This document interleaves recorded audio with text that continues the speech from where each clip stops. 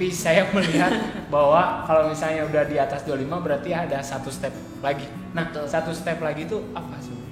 Itu adalah step eksfoliasi atau bahasa translatannya pengelupasan sel kulit mati. Jadi ketika kita bertambah usia, bukan usia tubuh ya, tapi usia kulit. Kadang usia kulit kita lebih tua daripada usia tubuh karena pola hidup.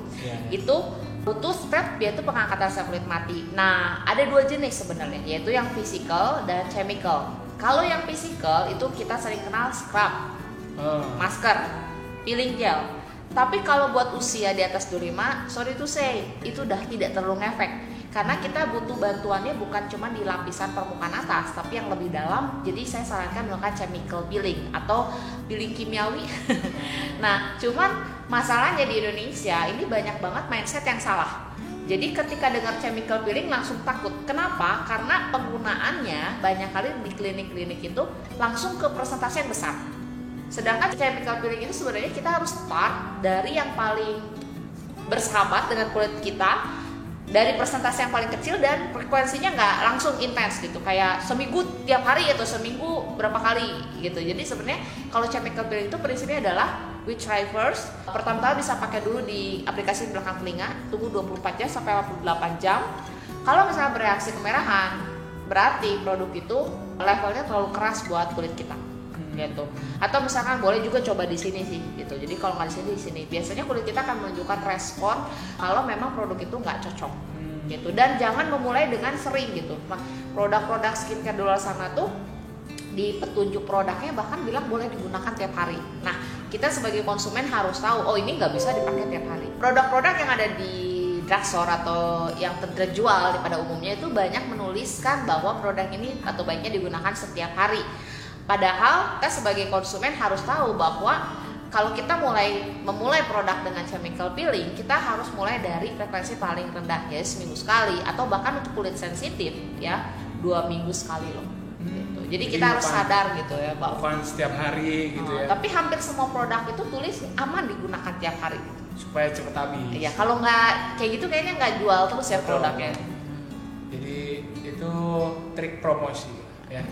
Pemasaran. Memang sebenarnya boleh dipakai setiap hari, tapi ada prasyaratnya gitu. Maksudnya untuk kulit seperti apa? Ya kalau misalkan usianya 60 tahun ya, misalkan regenerasi selnya udah melambat ya. Menurut jurnal sih sebenarnya per 5 tahun dari 20 di atas 25 itu melambat 1 minggu. Jadi regenerasi sel normal tuh 4 minggu. Kalau 60 kurangi 25 udah 35 ya. Berarti sudah hampir perlambatannya 7 minggu. Ya mungkin kalau pakainya setiap hari untuk usia 60 ya nggak akan kerasa sakit gitu. Mungkin ya biasa-biasa aja. Bahkan sehari bisa 2 kali. Ya nggak boleh. Soalnya itu nggak boleh dipakai. Baiknya tidak dipakai pada pagi hari. Karena proses eksfoliasi yang tadi akan dilakukan oleh orang yang sudah usia 25 tahun itu membuat kulit kita lebih sensitif terhadap sinar matahari. Kenapa saya sarankan di step terakhir penambahannya dibiasakan dulu menggunakan sunscreen? Karena dengan menggunakan sunscreen Anda sudah membiasakan kulit terlindung dari sinar matahari. Dengan menggunakan eksfoliasi itu lebih sensitif kulitnya. Jadi kalau misalkan pernah lihat orang nih ya treatment terus mukanya merah banget bisa berhari-hari, itu karena pasti eksfoliasinya tingkat tinggi gitu. Itu respon bahwa kulit itu menunjukkan bahwa ada apa ya, bukan iritasi ya, tapi respon kulit lah terhadap produk gitu. Melawan lah ya. Sebenarnya eksfoliasi itu baik ya, sekali lagi dalam takaran yang tepat. Kemudian terus dijelaskan lah pada klien bahwa dia nggak boleh berada di bawah matahari dalam waktu yang terlalu lama. Kalau chemical peeling, eksfoliasi yang dijual di drugstore over the counter, saya nggak butuh surat anjuran dari dokter, itu persentasenya biasanya tidak akan membuat kulit sampai ke titik itu untuk kulit-kulit yang normal. Tapi kalau misalkan yang chemical peeling di klinik itu persentasenya pasti lebih besar. Jadi sebenarnya harusnya bertahap kayak gitu sih sebenarnya. Iya. Berarti yang paling penting kalau yang bisa saya tangkap sebenarnya pengetahuan kita dulu sih sebenarnya tentang kulit, tentang pola hidup ya. Karena sebelum kita memulai itu kadang kan kita cuma lihat iklan, lihat apa gitu, tiba-tiba beli produk ini, beli produk itu, sedangkan kita nggak punya knowledge di bidang itu gitu. Kita nggak tahu bahwa ini tuh cocok untuk ini, kulit aku seperti ini, tapi nggak cocok buat produk ini. Nah, ada tips nggak supaya kita tepat untuk milih produk yang cocok gitu? Satu, ini saya bukan saya hanya posisi netral ya. Jadi share saya adalah kalau Anda mau beli produk, jangan dengerin penjelasan dari penjual produk. Karena bagaimanapun ketika Anda menjual produk, pasti sisi pengetahuan atau knowledge yang dibawakan adalah yang menguntungkan penjualan produk. Betul. Bukan salah penjualnya juga ya, maksudnya dia juga pasti nggak akan menipu gitu. Cuman maksudnya tidak seluruhnya. Contohnya waktu saya menyarankan menggunakan sunscreen dengan SPF 50. Saya ketemu misalkan dengan orang-orang menjual produk yang misalkan dia memproduksinya SPF-nya cuma 30. Maka ya dia bilang nggak apa-apa SPF-nya 30 misalkan. Tapi kan kita di sisi yang di pelajaran kimianya gitu, kita punya penjelasan kenapa 50 dan bukan 30. Jadi ketika kita mengedukasi diri, karena sekarang banyak banget ya orang mengedukasi diri. Jadi kayaknya bukan harus mengedukasi diri tapi memilah siapa yang kita dengar. Nah, yang saya bilang dari penjual produk, yang kedua adalah yang mereview produk. Ya, sekarang banyak banget kan YouTuber yang mereview produk. Nah, ketika dia ngomong, oh ini produknya bagus banget nih, cocok buat gua. Nah, harus kita tekankan dalam diri kita, kulit dia dan kulit saya tidak sama. Sekalipun jenisnya sama, pola hidup dia dan pola hidup saya berbeda. Jadi jangan sampai, ini juga yang terjadi soalnya di klinik. Ketika ada orang yang datang treatment, misalkan dia cuma datang sekali, waktu dia pasti tanya kita, produk apa nih yang cocok, misalkan sunscreen, kita akan sebut satu brand. Nah, ketika dia nggak datang lagi, kita bahkan nggak akan tahu kalau itu produknya cocok atau enggak. Jadi ketika kita kasih suggestion, itu adalah produk yang sejauh ini mayoritas banyaknya cocok. Tapi kan bisa aja Anda bukan menjadi orang yang menjadi mayoritas. Jadi balik lagi, tetap pakai step yang tadi saya bilang, gunakan produk, beri jeda waktu minimal 1 minggu, itu udah terlalu cepat banget untuk beradaptasi dengan satu produk.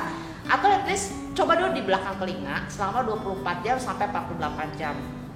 Nah, yang tadi satu lagi saya mau tambahkan adalah ketika mengedukasi diri, jangan mudah untuk membeli produk yang menjanjikan hasil instan. Itu penting banget. Karena gini, kita harus banding ya. Mungkin Anda sebagai pakar diet ngerti ya. Oke, prinsipnya sama. Kalau misalkan ada orang menjanjikan, nih lu kan kurus dalam tempo. Betul. Bener nggak? Sedangkan kan kulit itu termasuk organ tubuh. Kalau tiba-tiba berubah kan kaget kan kita juga. Setiap orang kan tubuhnya berbeda, kebiasaannya seperti apa beda, terus kondisinya juga seperti apa beda. Jadi kan nggak bisa aku cocok diet ini misalnya, betul. kita cocok produk ini, nanti orang ngikutin gara-gara kita cepat atau kita lebih gini, orang ngikutin cara, padahal belum tentu cocok gitu kan. Ya, jadi yang harus kita tangkap adalah prinsipnya. Sejauh ini saya punya klien, saya belum pernah punya klien yang saya buat rangkaian skincare-nya itu sama. Jadi walaupun berbeda-beda. Walaupun misalkan dia jenis kulitnya sama, kering misalkan, rangkaian skincare-nya, penambahan produknya, kemudian aplikasinya, responnya itu berbeda. Makanya saya balik lagi, ketika Anda mengedukasi diri Anda, perhatikan dengan benar, berikan waktu kepada kulit untuk meresponi produk. Saya pernah bahas di IGTV-nya Soji Skincare, berapa lama satu ingredients itu bisa menunjukkan hasil. Jadi setiap produk itu bisa aja ada yang dalam 4 minggu sudah menunjukkan hasil, ada yang butuh 12 minggu. Kebayang nggak kalau ada orang yang baru pakai seminggu nggak ada hasilnya, ganti gitu. Nah, orang-orang yang menggunakan produk berganti-ganti seperti ini jauh punya potensi punya masalah kulit lebih besar dibandingkan orang yang nggak pernah pakai skincare. Itu tips saya yang keempat. Jadi daripada Anda gonta-ganti skincare, better konsisten dulu dengan produk yang ada. Evaluasi. Ya, evaluasi, lihat lagi, dan sambil mengedukasi diri. Jadi jangan terlalu terburu-buru untuk merubah satu produk skincare. Saya ngerti ingredient, saya ngerti jenis kulit saya, tapi saya juga memberikan selalu jeda untuk diri sendiri gitu. Dan itu tuh kadang bukan 1 minggu doang. Satu produk tuh saya bisa minimal 1 bulan. Makanya kalau nge-review satu produk saya lama, karena nggak bisa gitu cepet gitu. Iya. Karena ada yang prosesnya lama, ada yang prosesnya cepat. Kalau misalnya kita terlalu cepat menentukan ini bagus atau cocok cocok, ternyata ini produknya cocok, tapi ketika sudah melewati misal 2 minggu kita baru nge-review seminggu kan sayang gitu ya. Misalnya ternyata cocok tapi ternyata jadi nggak cocok gitu. Iya, dan memang pentingnya adalah produk tuh bukan masalah bagus atau nggak bagus, tapi cocok nggak cocok. Jadi ini yang sering terjadi sih, misalkan lihat temen jerawatnya banyak, terus tiba-tiba jadi bagus satu produk, kita jadi pengen pakai kan, dan ekspektasi kita sama kan. Sedangkan kan sebenarnya ya balik lagi ya, rangkaian skincare dia mungkin sabun cuci mukanya A dan jadi lebih maksimal. Ketika pakai serum B, dia sabun cuci mukanya C ketemu sama serum B belum tentu maksimal. Jadi dalam satu rangkaian itu sendiri ada interaksi antara produk gitu. Iya. Oke. Jadi saya banyak ngerti nih. Ya semoga saya bisa merawat. Ya mulai dari cuci muka berarti ya lebih rajin gitu kan. Terus sehari 2 kali gitu kan. Jangan terlalu telat. Dan yang penting adalah tidak pakai sabun cuci muka, tidak cari yang sensasinya keset gitu. Itu udah sangat-sangat basic. Cari cuci muka yang pH-nya sesuai kulit itu sangat menolong loh. Maksudnya at least kulit Anda tidak dibuat terlalu kering. Nah, kalau terlalu kering ke cowok itu produksi minyaknya akan lebih banyak. Jadi bukannya lebih bagus gitu, malah lebih buruk gitu. Iya. Saya juga pengen memperganteng diri soalnya. Jadi setelah badannya oke, rencana kan saya 6 bulan mau photoshoot nih. Bijak sekali. Photoshoot supaya termotivasi. Nah, saya juga mau, pasti kan mukanya nggak mungkin disensor kan. Badannya udah misalnya udah bagus, nah mukanya juga harus kinclong, bagus gitu kan. Mungkin next time kalau misalkan pengen cobain untuk treatment, kita bisa kasih mulai cobain treatment yang aman untuk kulit sensitif. Karena sebenarnya challenge-nya buat orang yang nggak skincarean di rumah, treatment sebagus apapun ya percuma. Seperti Anda, kalau Anda misalkan nge-gym sama makan ya nggak benar, itu kan kayak ya cuman nyoba lah, kayak kupon free trial gitu kan. Kayak udah latihan sakit-sakitnya iya, males udah aja, nggak ada perubahan dalam diri sendiri gitu. Iya, mungkin pada saat 1 kali treatment oke, tapi ya pasti yang namanya kulit itu kan selama kita hidup dia masih regenerasi kan. Jadi kalau ada orang nanya, kalau saya cukup treatment sekali ngeluarin komedo sekali, bakalan komedoan lagi nggak? Bakalan, karena komedo itu ada sel kulit mati yang tercepit di dalam sel. Selama kulit Anda masih hidup, ya Anda kan tetap punya komedo gitu. Intinya adalah sama lah seperti pola makan. Hari ini pola makan Anda sehat, tapi satu ketika misalnya Anda ganti pola makan, ya pasti badannya juga ikut berubah. Iya. Jadi bisa aku simpulin. Jadi yang pertama, yang pasti kita harus tahu knowledge-nya tentang skincare, jangan asal-asalan karena malah bisa memperburuk, benar nggak? Nah, yang kedua, kita mulai rajin menjaga kesehatan, kebersihan dari kulit kita sendiri. Dari cuci muka 2 kali, nanti pakai pelembab.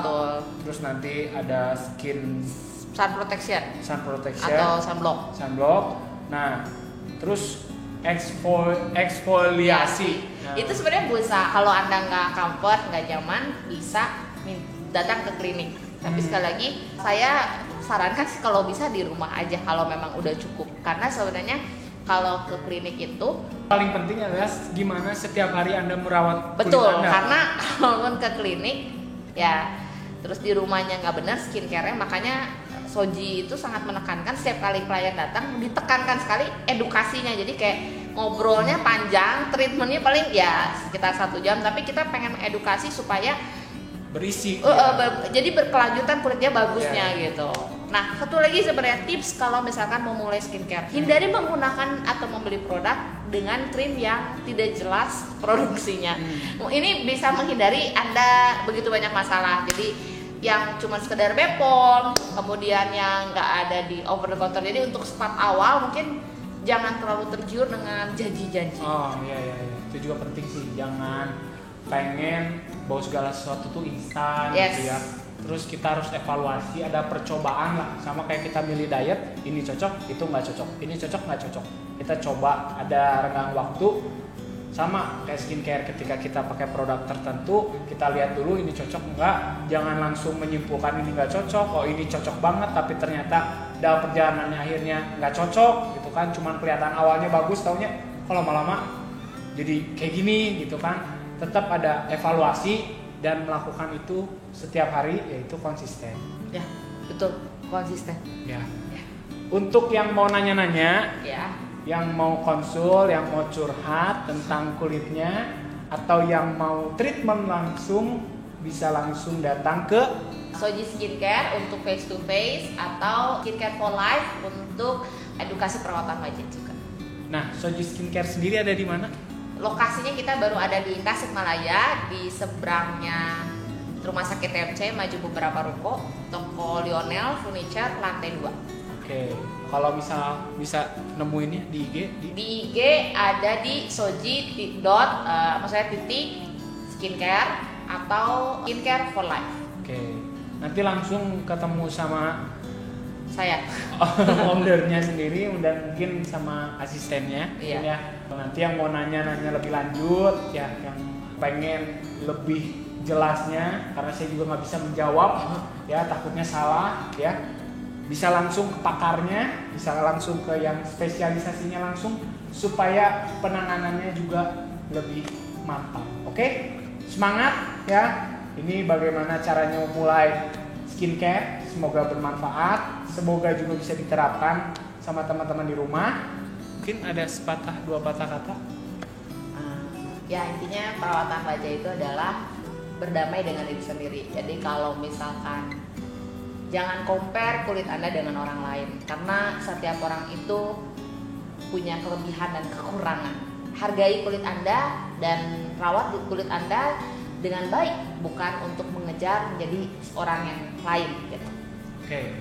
Terima kasih Kak sudah mau diambil waktunya ya. Semoga bermanfaat. Semoga juga teman-teman yang mau mulai nggak bingung lagi dan ngerti, oh ya ternyata kayak gini. Ya semoga juga teman-teman yang kulitnya sudah ya kurang bagus ya bisa kembali bagus dengan perawatan yang dilakukan di rumah dan juga berkonsultasi dengan yang ahlinya dibanding cuma lihat oh produknya ini bagus, oh produk itu bagus gara-gara cuma melihat instannya, cuma melihat orang pakai bagus, ternyata kita pakai ternyata nggak cocok ya.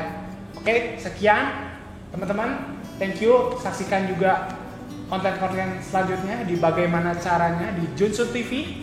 Oke, dadah.